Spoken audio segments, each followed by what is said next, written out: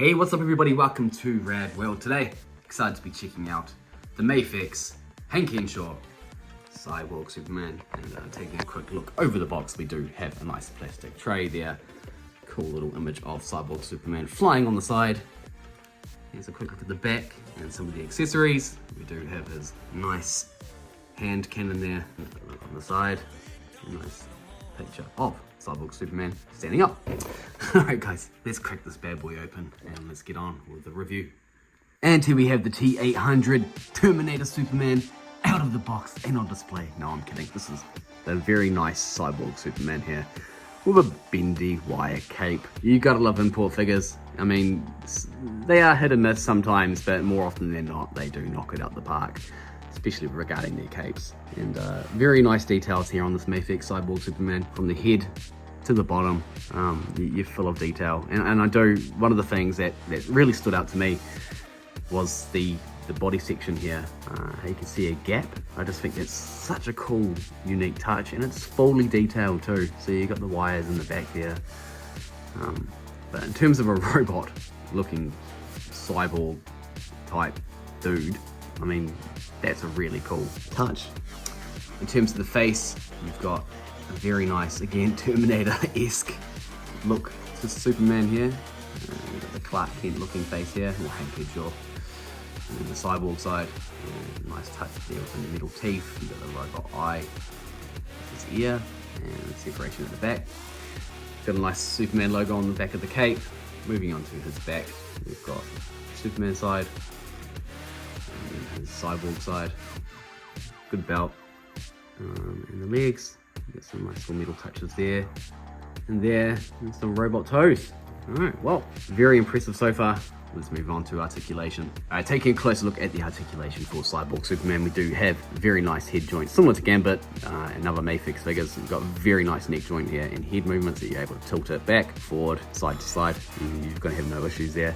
In terms of the arms and the shoulders, there's some really cool details here. And so we do have a shoulder joint here, and there looks to be another joint here within the shoulder itself. Not quite a butterfly, but it does have a similar effect. We've got a nice upper torso joint, double joint there within the elbow. The wrist does have a very nice swivel, some good movement back and forth. In terms of the torso, be able to get him to crunch forward that far, back that far, again side to side. And there's another joint here within the bottom of the waist, so you're able to get some nice tilt and rocking action. And yeah, I still love this piece here. This looks so cool. In terms of the legs, you can pop out that high. You got a double joint there within the knee. Very nice foot and ankle pivot. Yeah, so in terms of articulation, this guy's able to hang with the best of them. All right, let's move on to accessories. And taking a close look at the accessories that come with Cyborg Superman. One of the cool things about this dude is that he's a technopath, which means that he's able to change his hands and stuff into weapons. And we do get a weapon, which is a hand cannon or hand blaster or something like that. And obviously you've got the blast effects there that can port into the front. It's a very sturdy piece. I love the wires, and it just ports into his hand there. And we do have a bunch of cool hands. Such good paintwork here. I mean, even the nails on the human hands there. We've got the classic Superman flying pose hands, some open ones, some pointing ones, and some more neutral ones. Yeah, not a lot, but he doesn't need much. And doing a size comparison between the Mafex Cyborg Superman and the Sentry, and yeah, look, Sentry is proportionally bigger than Cyborg Superman, but if you look and squint hard enough, you could make that work. It could be a convincing case. Maybe chuck Cyborg Superman up on a display stand or something. Have him blasting down on the Sentry, who knows? But that will be a very cool showdown. I'd love to see a match up between these two. Maybe Danko can do one for us. I don't know. But yeah, there we go. And bring it in for some final thoughts for Cyborg Superman. And this is a cool figure, man. I absolutely love the cape, the wire. It's a lovely bendy wire. It does pop up a little bit more than I would like up the top, like it doesn't sit flush onto his shoulders, but I mean, when you got him in a dynamic pose like this, you aren't going to notice it too much. The hand cannon is really cool. It does take a little bit to futz to get it into his actual hand joint, his wrist joint there, but once it's in, it seems to be in quite well. I don't have these parts in quite as well as I hope. There's a bit of glue on the end of this peg for that blast effect, but I still think it looks pretty badass.